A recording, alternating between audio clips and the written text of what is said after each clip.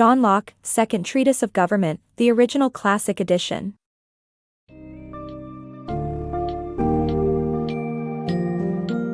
Dive into the world of John Locke's Second Treatise of Government, the original classic edition, and explore the fundamental principles at the heart of his political philosophy. Through this summary, you'll unravel the concept of the state of nature, where individuals are governed by natural laws granted by God, and how property, labor, and ownership are interwoven within it. Discover the limitations on ownership, Locke's approach towards slavery, and the differences between parental and political power. Uncover his thoughts on legitimate political systems, the separation of powers, and understand the limitations and responsibilities of the executive and legislative branches.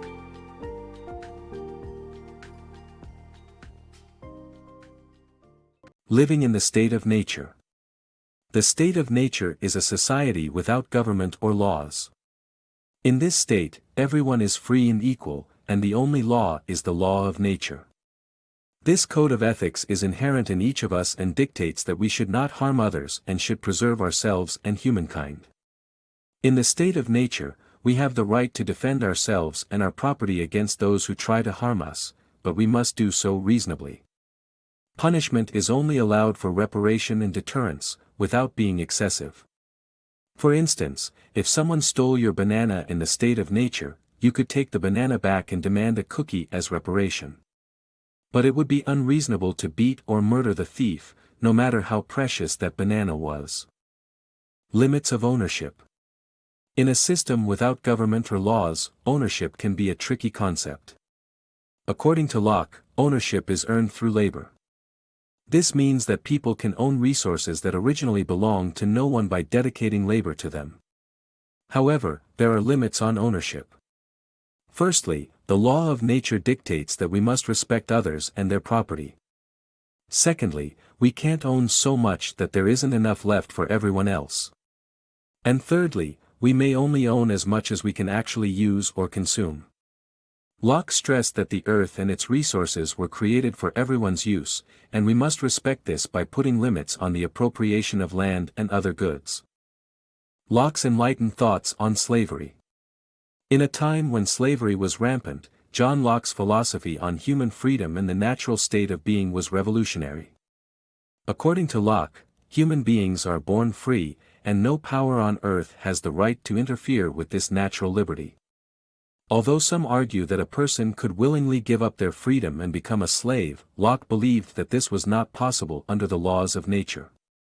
Selling one's work to others is acceptable, but offering one's life and becoming property is not.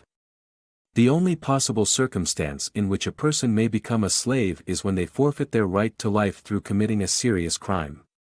Overall, Locke places clear limits on slavery and ownership by appealing to the state of nature and the idea of natural liberty for all human beings. Power in parenting and politics. The summary delves into the concept of power and how it is bestowed upon individuals in society, specifically in parenting and politics. The author of the book believes that children can be ruled by their parents until they exhibit reasoning faculties to govern themselves.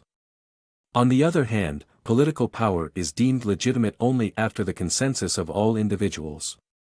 Locke's philosophy highlights the significance of obtaining people's consent before any political power can be exercised.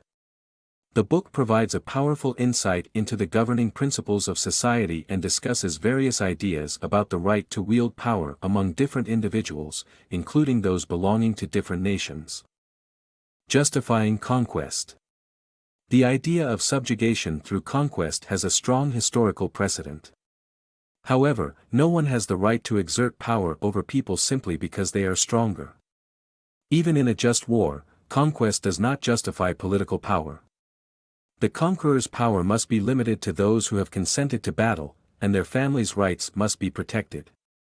This summary delves into political power and how it can be justified, leading to an understanding of what a legitimate political system should look like. Locke's separation of powers. In the book, the author explains why many governments spread power among parliaments, prime ministers, presidents, and other branches of government. This is because of Locke's idea of the separation of political powers. Legislative power is the first and supreme power, and people delegate their right to defense to a legislative authority. This authority introduces laws to institutions such as police and courts that protect people and their property. Legislative power holds primacy over the other branches of government. However, it's essential that those with legislative power don't also have the ability to execute laws. If both powers rest in the same hands, abuse of power is likely. For example, legislators could pass legislation that benefits only them or exclude themselves from the laws they write. Locke's separation of powers ensures accountability and protects against abuse of power. Limits of political power. Legislative and executive powers are not limitless and are created to serve the people's interests. Politicians must follow well-defined limits on their power, and political resistance is necessary when they don't. Politicians often overstep their boundaries, but what defines their power? Legislative power is the highest political power, but this doesn't mean its power is limitless. Once created, the legislative power must follow majority rule, but this doesn't mean its power is free from limitations.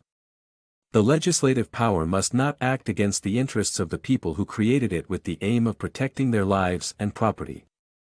Legislators cannot pass laws that infringe upon individual liberties, such as through excessive taxation or other forms of oppression.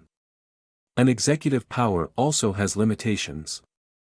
It can become a threat to people due to its right to act beyond the law if a situation warrants. This is called the prerogative of the government. However, even in this case, the executive power may only break the law or act beyond it if doing so is in the interest of the common good of all people. Political authorities must adhere to well-defined limits on their power. However, what happens when they don't respect these limits? This is where the issue of political resistance arises. It is necessary for the people to resist politicians who overstep their limits and act against the people's interests. The power should be used rightfully, and politicians should work towards the betterment of society. The people's right to resist. John Locke's ideas on the people's right to resist political authority are applicable even today and have been witnessed throughout history, including the Arab Spring. John Locke, a 17th-century philosopher, believed that in certain situations, people had the right to resist political authority. This right extends to cases where a political authority acts like a tyrant, violates the law, and serves its own self-interest. In such scenarios, the political authority declares war on the people, and resistance becomes justifiable. Locke also believed that political power passed down through favoritism or nepotism, without the consent of the people, called for resistance. Lastly, if a legislative power lost the trust of the people, resistance was justified. It is essential to note that only the people are entitled to judge if resistance is needed. Opponents of this idea may argue that people will always be dissatisfied with the government and may incite others to overthrow it. To this, Locke responds that the people will always be the ultimate judge of political action. Locke's ideas on the right to resist continue to be valid today and are evident in history, including the Arab Spring. His argument stresses the importance of democracy, the rule of law, and accountability, which remain fundamental to building a just society that serves all its people.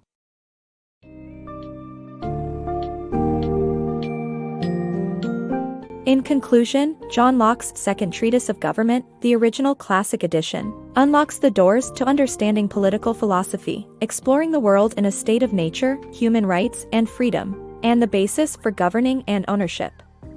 The summary provides a clear insight into how power should be separated to avoid abuses, and how limitations should be placed on political authorities to ensure they serve the common good.